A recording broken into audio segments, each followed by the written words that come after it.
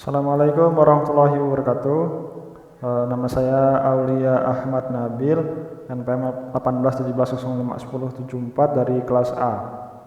Di video ini saya akan mengerjakan soal UTS pemrosesan data terdistribusi dari Pak Rosi. Soal yang pertama itu kita disuruh mencari kelebihan dan kekurangan dari centralized data processing dan distributed data processing. Oke, yang pertama saya akan menjelaskan kelebihan centralized data dulu ya.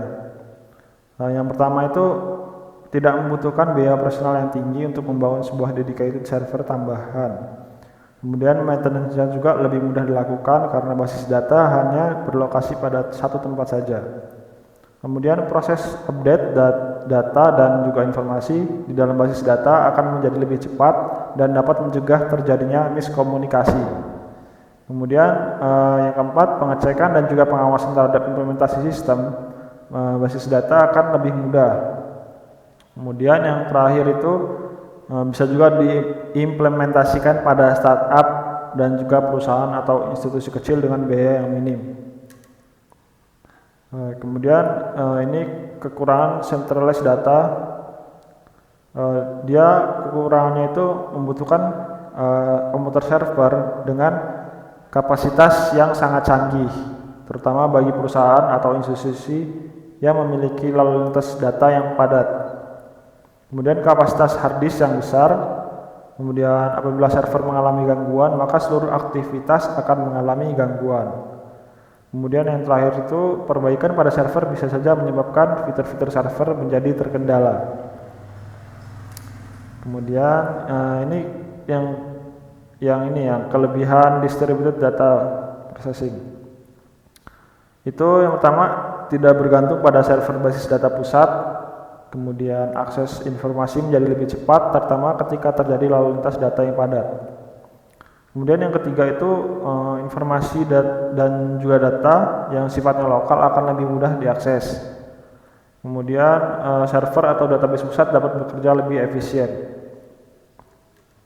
Kemudian ini ada kekurangan distributed data. Yang pertama itu biaya implementasinya yang tinggi. Kemudian biaya operasional seperti listrik dan juga maintenance jaringan yang cukup tinggi. Kemudian yang terakhir itu hanya cocok digunakan pada perusahaan yang sangat besar dan memiliki kebutuhan data yang tinggi seperti perbankan. Oke, kita lanjut ke soal nomor 1, tapi yang ini bagian B. Itu kita disuruh menyebutkan dan menjelaskan jenis-jenis virtualisasi pada data center. Yang pertama itu ada virtualisasi server. Penggunaan teknologi virtualisasi dengan tujuan untuk memecah resource fisik server ke dalam beberapa virtual server yang nantinya akan diinstal berbagai macam sistem operasi sesuai kebutuhan. Atau bisa juga virtual server ini dijual atau disewakan oleh pihak hosting. Kita sering mendengar dengan istilah VPS atau Virtual Private Server Hosting. Kemudian ada virtualisasi desktop. Itu merupakan teknologi software yang memisahkan desktop environment dan aplikasi desktop yang terinstal dengan resource fisik ketika desktop diakses oleh user. Kemudian ada virtualisasi aplikasi. Virtualisasi aplikasi memungkinkan kita untuk menjalankan sebuah aplikasi tanpa harus menginstal aplikasi tersebut. Bahkan bisa menjalankannya secara remote dengan menggunakan web interface atau cloud interface. Pada dasarnya aplikasi akan dibungkus ke dalam sebuah runtime environment seperti virtual machine, dan ketika aplikasi dijalankan, aplikasi tersebut berjalan di atas virtual environment yang telah dibundle bersamanya yang menjadikan aplikasi menjadi portable. Virtual environment juga akan berjalan di atas sistem operasi dan aplikasi berjalan di atas virtual environment sehingga aplikasi benar-benar terisolasi dari OS fisik. Kemudian ada virtualisasi network. Itu merupakan proses penggabungan network, hardware, dan software ke dalam satu virtual unit atau network server yang menyediakan kontainer yang berfungsi seperti halnya perangkat network fisik. Virtualization network biasanya digunakan oleh developer untuk mengetes sistem dan aplikasi yang sedang dikembangkannya. Kemudian ada virtualisasi storage. Virtualisasi storage ini menyediakan media penyimpanan storage yang terisolasi, aman dan mudah dalam failover dan backup. Salah satu contoh implementasi virtualisasi storage yang gampang kita lihat adalah fasilitas cloud storage seperti Dropbox dan Google Drive yang menyediakan atau menyewakan cloud storage bagi pelanggannya dengan menawarkan fleksibilitas di mana user bisa mengakses storage kapanpun dan dimanapun. Oke, kita lanjut ke soal nomor 2. Kita disuruh menjelaskan dan menyebutkan perbedaan dan persamaan arsitektur client server dan peer-to-peer. Kita bisa lihat di sini kalau client server itu membutuhkan sebuah server. Dia juga ketika satu klien ingin berhubungan dengan klien yang lain, maka dia merequest dulu ke server apakah requestnya itu akan dilanjutkan ke klien atau tidak, baru nanti dia mendapatkan respons. Nah, kalau peer-to-peer itu dia tidak membutuhkan server. Dia langsung terhubung antara klien satu dan klien yang lainnya. Jadi kalau klien satu ingin berhubungan dengan klien 2, maka dia bisa langsung saja, tidak perlu melakukan request dan respons. Oke, ini perbedaannya ya. Kalau client server itu dia membutuhkan server sebagai pusat dari jaringannya. Sedangkan peer-to-peer itu tidak membutuhkan server karena setiap komputer sudah berlaku seperti server maupun host. Kemudian maksimal komputer dalam client server itu tergantung settingan jaringannya. Kalau peer-to-peer itu maksimalnya 25 komputer. Kemudian kalau sistem operasinya itu client server itu membutuhkan sistem operasi berbasis server, sedangkan peer-to-peer itu tidak. Kemudian pembuatan jaringannya, client server itu mahal dan harus mendapatkan perhatian yang lebih dalam pembuatan serta perawatannya. Kenapa mahal? Karena dia membutuhkan server juga. Server itu kan nggak murah ya. Kemudian kalau peer-to-peer itu lebih murah, lebih mudah juga dalam pembuatan serta perawatannya. Kemudian ini ada persamaannya. Sekumpulan komputer yang saling terkoneksi dengan media transmisi yang tidak terlalu jauh berbeda dan saling memindahkan serta mengirim file dari komputer satu dengan yang lainnya. Kalau perbedaannya tadi sudah dijelaskan secara spesifik. Client server dengan peer-to-peer itu server jaringan komputer di mana salah satu perangkat komputer difungsikan guna sebagai server yang memberi pelayanan terhadap perangkat komputer lainnya. Kemudian nomor 2 bagian B. Kita disuruh menjelaskan apa itu komunikasi data asinkronus dan sinkronus. Pertama, saya akan menjelaskan yang sinkronus. Itu mediasi komputer dan layanan dari dalam terlaksananya komunikasi yang dilakukan secara tunda dengan menggunakan media seperti email, forum, membaca dan menulis dokumen online melalui World Wide Web. Asinkronus itu juga adalah proses komunikasi data yang tidak terikat dengan waktu tetap. Nah, kalau yang sinkronus itu mediasi komputer dan layanan daring dalam terlaksananya komunikasi yang dilakukan secara langsung. Contohnya itu seperti media seperti video call dan chat. Istilah yang digunakan pada bidang komunikasi atau sistem operasi untuk suatu kejadian yang terjadi pada waktu bersamaan dengan thread yang sama. Kemudian ini kita lanjut ke nomor 3. Kita disuruh menyebutkan dan menjelaskan jenis-jenis topologi jaringan dalam distributed data process. Yang pertama itu ada topologi ring. Topologi ring ini memiliki ciri-ciri sebagai berikut. Dia menggunakan jenis kabel UTP atau patch kabel. Setiap titik jaringan dihubungkan secara seri pada kabel yang membentuk lingkaran seperti cincin. Antara perangkat satu dengan yang lainnya dalam satu jaringan terhubung secara langsung. Setiap data atau informasi bisa dikirimkan melalui kanan atau kiri titik sehingga tidak terjadi tabrakan data. Jika ada satu titik yang rusak, maka titik-titik lainnya yang terhubung dalam satu jaringan bisa ikut rusak. Kemudian proses pengiriman data pada satu waktu hanya dapat dilakukan oleh satu titik dengan proses pengiriman satu jalur. Nah, gambar atau struktur topologinya itu seperti ini. Dia membentuk sebuah ring atau cincin, makanya dinamakan topologi ring. Kemudian ini ada topologi star. Topologi star itu ciri-cirinya setiap node terkoneksi langsung dengan server pusat.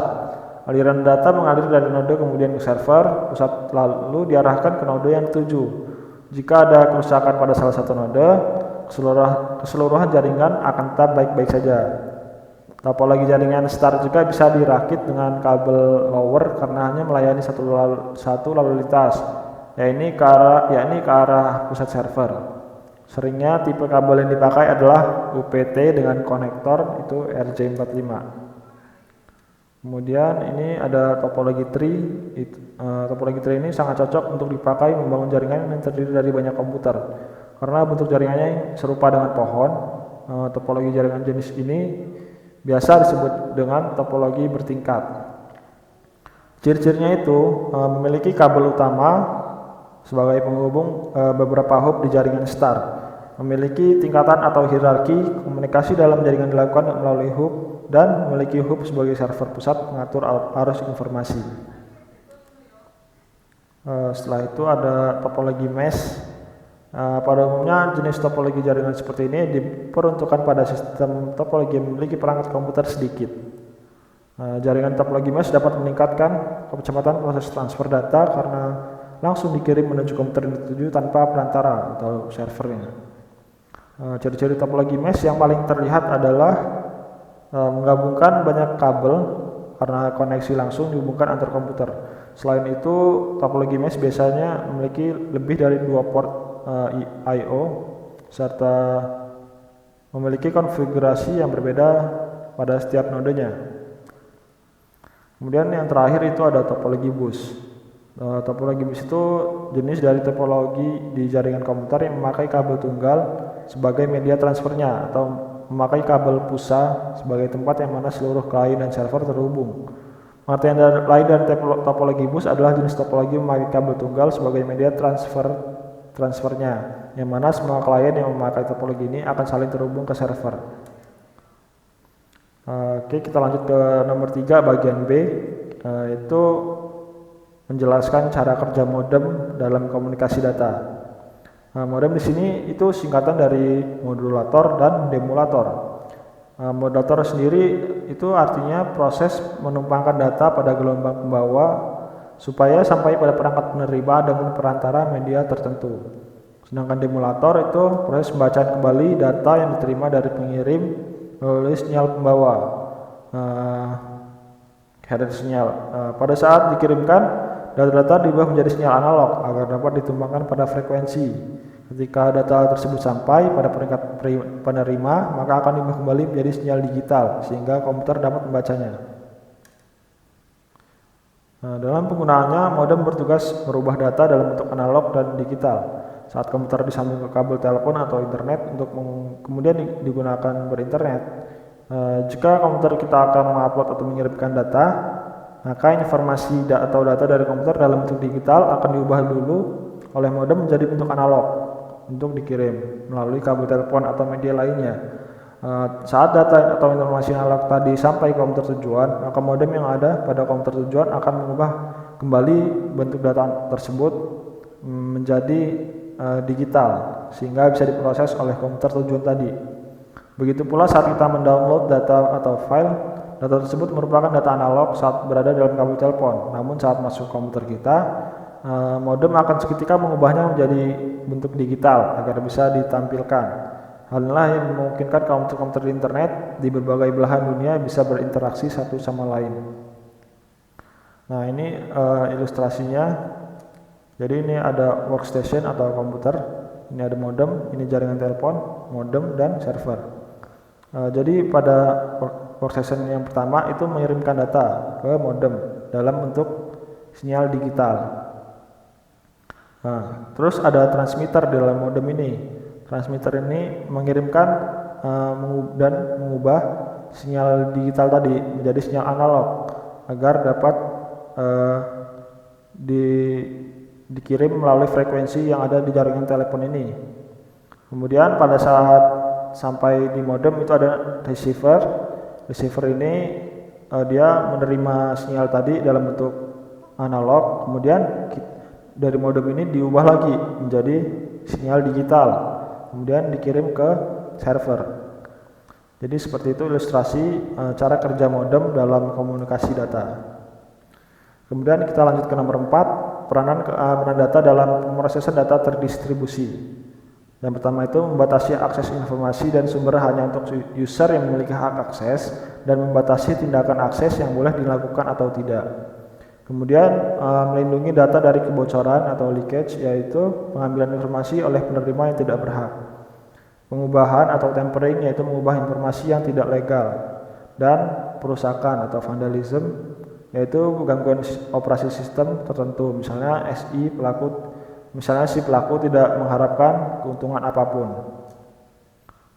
Sekarang kita lanjut ke nomor 4 bagian B, itu menjelaskan enkripsi, private key, dan public key. Enkripsi itu suatu metode yang digunakan untuk pengkodean data sedemikian rupa sehingga keamanan informasinya terjaga dan tidak dapat dibaca tanpa didekripsi. Kemudian private key itu kunci rahasia yang digunakan untuk mendekripsi pesan. Dalam metode tradisional, private key hanya dibagikan dalam komunikator untuk mengaktifkan enkripsi dan dekripsi pesan. Namun jika kunci tersebut hilang, sistem akan menjadi batal. Public key itu menggunakan algoritma asimetris yang mengubah pesan menjadi format yang tidak dapat dibaca. Seseorang yang memiliki public key dapat melakukan enkripsi pesan yang ditujukan pada penerima tertentu. Nah, kemudian di sini nomor 4 bagian C kita disuruh mengilustrasikan enkripsi data pada pengiriman pesan. Di sini saya membuat ilustrasi pada WA. Jadi pada WA itu kan ada WA servernya ya. WA server itu dia menggenerate public key dan private key. Nah, public key-nya tadi dikirim ke user A. Nah, kemudian user A ini mengirimkan pesan kepada user B. Nah, dari pesan yang dikirimnya tadi di-encrypt dulu oleh public key sehingga pesan tidak dapat dibaca. Nah, kemudian pas akan dikirim ke user B, itu user B harus memiliki private key sehingga ketika dibaca itu nanti di-decrypt dulu oleh private key-nya sehingga user B bisa membaca pesan asli dari user A. Oke, setelah ini saya akan mensimulasikan bagaimana cara kerja enkripsi itu tadi pada pengiriman pesan. Oke, sekarang saya akan memberikan simulasi cara enkripsi data pada pengiriman pesan. Ya, di sini kan tadi kan kita ini ada ilustrasi enkripsi data pada ini ya, WA. Jadi tadi kan server WA-nya itu membuat public key, kemudian public key-nya ini diberikan kepada user A. Nah, dari public key ini dia akan mengenkripsi pesan dari user A ini. Kemudian pesan yang dienkripsi ini dikirim ke user B. Nah, terus user B-nya ini harus ada private key-nya untuk mendecrypt pesannya tadi agar bisa dibaca sebagai plain text. Oke, di sini saya akan mensimulasikannya. Saya sudah membuat tools-nya. Saya di sini enkripsinya menggunakan RSA. Di sini saya sudah membuat 3 file, yaitu RSA generatornya itu membuat public key dan private key-nya. Kemudian pada RSA encrypt ini untuk mengencrypt pesannya, dan ada RSA decrypt ini untuk mendecrypt pesannya lagi. Pertama itu kita buat dulu public key sama private key-nya. Caranya kita, ini kan Python, saya membuatnya dengan bahasa pemrograman Python.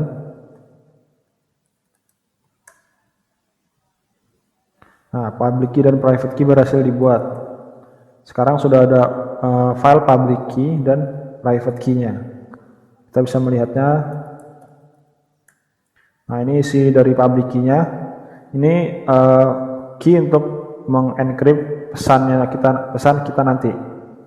Kemudian ini ada private key. Nah, ini untuk mendecryptnya.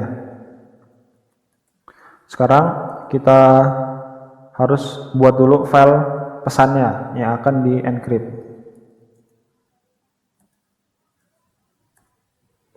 Misalnya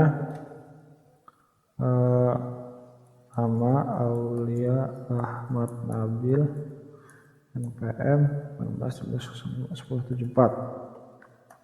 Nah, pesan ini nanti kita akan encrypt menggunakan public key yang telah kita buat tadi. Caranya kita jalankan script encrypt-nya.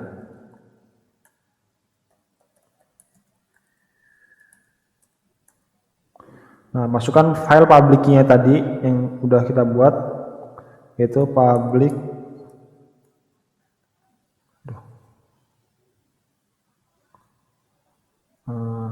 salah. Public.pem tadi namanya. Kemudian pesannya yang ingin di encrypt tadi kan kita membuatnya dalam file pesan.txt. Nah, pesan berhasil di encrypt. Setelah ini kita lihat dulu pesannya yang sudah di encrypt. Ini ada ciphertext. Ciphertext ini berisi pesan yang sudah di encrypt.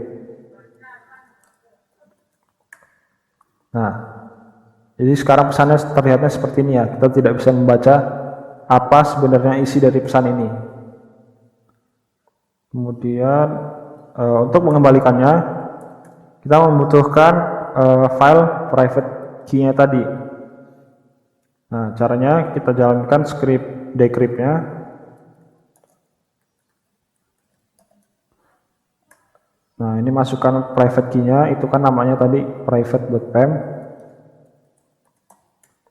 Nah, masukkan pesan yang ingin di decrypt. Tadi outputnya tadi kan ciphertext ini, kita masukkan. Nah, pesan berhasil di decrypt. Sekarang kita lihat. Nah, sekarang sudah ada file plain text.